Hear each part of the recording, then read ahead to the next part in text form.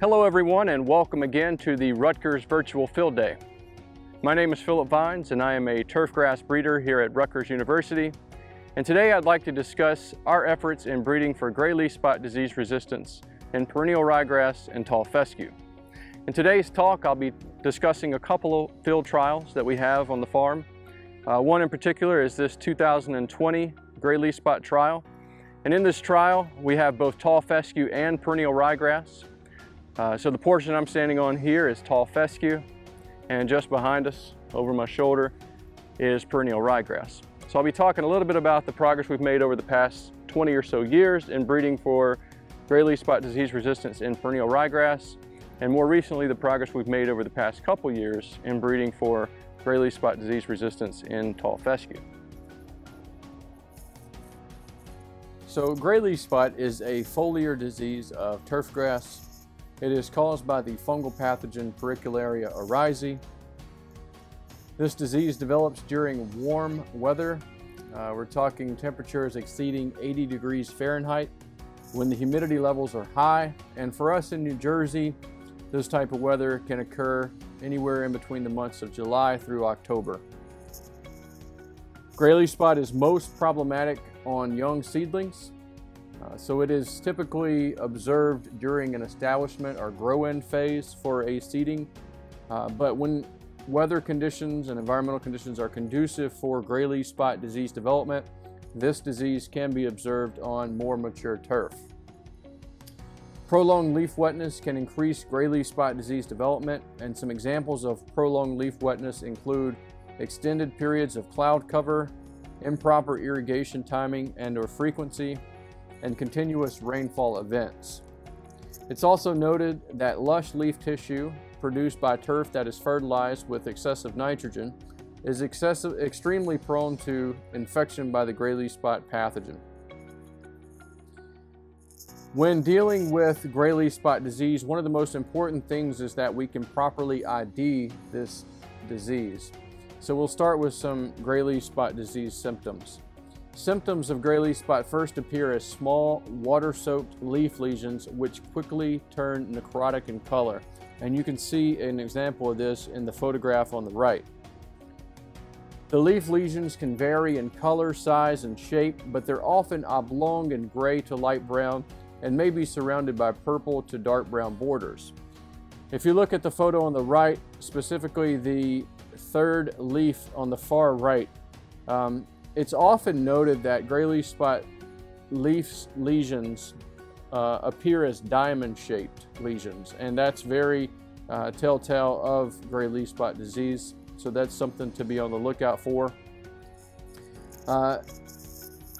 You can also observe these thick masses of grayish conidia and conidiophores, or the asexual reproductive structures for this fungus, and these can give this disease a felt-like grayish appearance.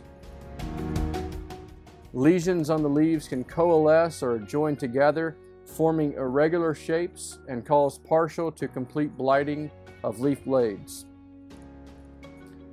Blighted tips often have a conspicuous twisted or fishhook shape, as shown in the photograph to the right.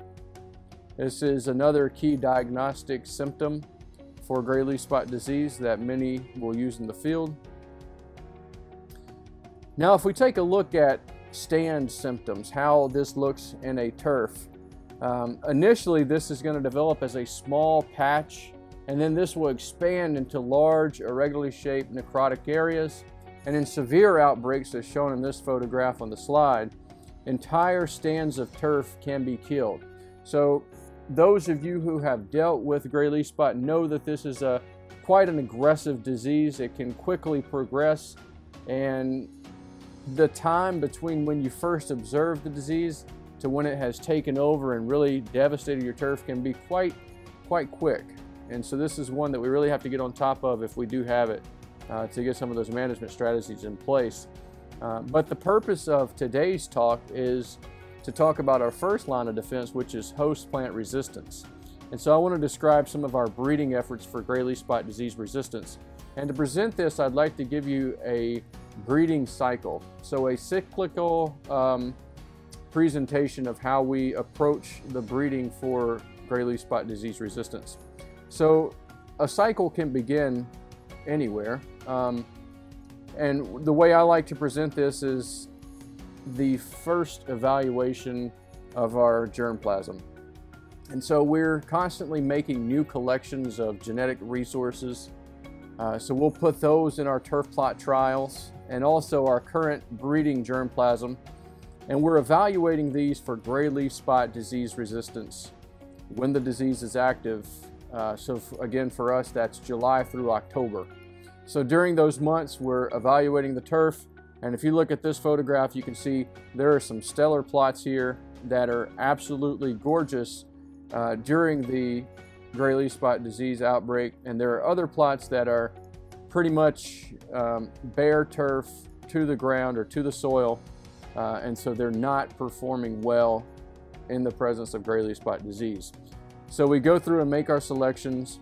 In the winter months, after the selections are made, we'll be increasing those selections in the greenhouse. As you can see, we have a lot of plant material during the winter months, holding those over in the greenhouse and getting ready for the spring. In the spring, as quick as we can get to the field, this might be March, April, what have you, depending on the year, we're establishing these nurseries simply for screening. So these are our selections from gray leaf spot material. We're now putting them in a nursery. And now we're looking at additional traits that are important from a seed production standpoint. And that's the important thing about breeding turf grasses, is that we can't just consider for a seed propagated variety or species, we can't just consider how the grass looks in a turf. We also have to consider how it will perform for production purposes. And an important thing for us is stem rust resistance. Stem rust is a disease that can really limit seed production. And another key characteristic would be seed yield. So we're selecting for high seed yield potential and resistance to stem rust and any other abnormalities that we may observe. The selections from these nurseries will be clonally propagated into and established as a clonal breeding nursery, and this happens throughout the fall. We try to get these in as early as we can so the plants can grow before the winter. We maintain these in our nurseries during the winter months, allow them to vernalize, and then the following spring we will group the plants together into crossing blocks based on phenotypic commonalities as well as a similar maturity. So we match the flowering times. These plants are all allowed to interpollinate or cross-pollinate. Once the pollination has concluded, we will allow the seed to ripen, harvest the seed from each plant, dry the seed, thrash the seed, and then we sow the seed into another turf plot trial. And that is the completion of a breeding cycle. Now we're able to evaluate our gain on selection to see what progress we've made in that breeding cycle for that particular trait. Again, the trait at hand here is gray leaf spot disease resistance. And now we're back to where we started. We can make our selections and move forward with the next cycle in our breeding program. This is an aerial shot of a gray leaf spot trial for perennial ryegrass. These are hand-seeded trials. These are 3-foot by 5-foot plots. What I'd like to draw your attention to are the 3 yellow rectangles here. These rectangles highlight the replicated variety trial in this study. So these are a lot of the commercially available cultivars that are published in our proceedings. That's the turf proceedings at Rutgers. And so what you see here, in addition to the commercially available cultivars, also will be some of our experimental material that we will have coming down the pipeline. But overall, you see quite a wide range of variation with respect to resistance to gray leaf spot disease. Some of the plots are completely bare soil, meaning they are highly susceptible to gray leaf spot disease, and other plots are growing very well, indicating that they are highly resistant to gray leaf spot disease. So this in itself really underscores the importance of making a good selection when you're choosing a cultivar to use for a particular purpose with perennial ryegrass. With the red rectangles, I wanted to highlight here the portions of this trial that include our breeding germplasm. So these are not commercially available cultivars. These are material that we are working on improving, because that's kind of the beauty of plant breeding, is that we have to constantly battle with the disease and with the fungus to get the upper hand to have resistance, because that fungus is steadily evolving and trying to overcome the resistance that we have bred into the variety. So we're having to keep the step going and be ahead of the game, so to speak. That way that in 5-10 years, when you guys need another cultivar, we're already ahead of that. And so that's the real challenge for plant breeding, and that's, like I said, what I consider the beauty of turfgrass breeding. But if you look at the red rectangles overall, a lot of very strong plots that we will be able to use to make our selections and move forward in our breeding program for subsequent breeding cycles. At Rutgers, we have been working on breeding perennial ryegrasses for resistance to gray leaf spot for the better part of 20 years, a little over 20 years actually. And as a result of the work out of our program in collaboration with our friends in the seed industry, there are a number of gray leaf spot resistant perennial ryegrass cultivars commercially available on the market. I've summarized a lot of the better performing ones out of our field trials for use here in New Jersey. So that's really a testament of the breeding work that has been done in targeting the resistance to gray leaf spot. Now to switch gears a little bit and talk about the same disease just on a different host. Tall fescue is another cool season species that's widely used, and it is quite susceptible to gray leaf spot disease.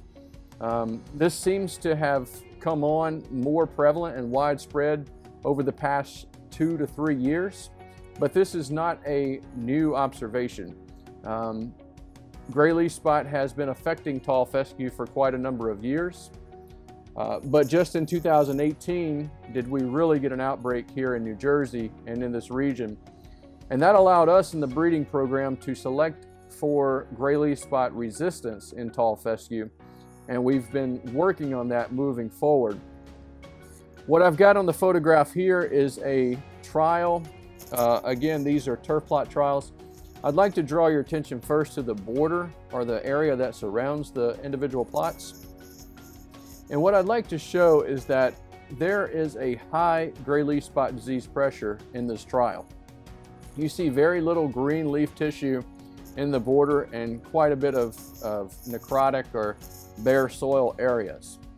So the disease pressure of gray leaf spot is quite high here. And what you also see within the trial is that quite a bit of the germplasm there is taking a beating. It's a bit susceptible.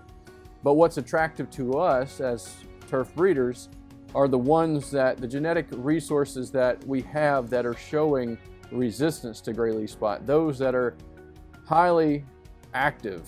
We can see a lot of growth in the turf plots. And so we make selections on those. Again, this was the 2019 breeding cycle. We made selections out of these through the winter of 2019 into 2020.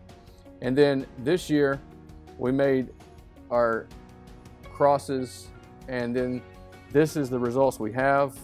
2 separate trials. We have a border running down the middle of these trials, but the border is really taking a beating from the gray leaf spot. So you can see it's virtually bare soil, a lot of dead leaf tissue if you were at ground level. This is about 300 feet off the ground that you're looking down.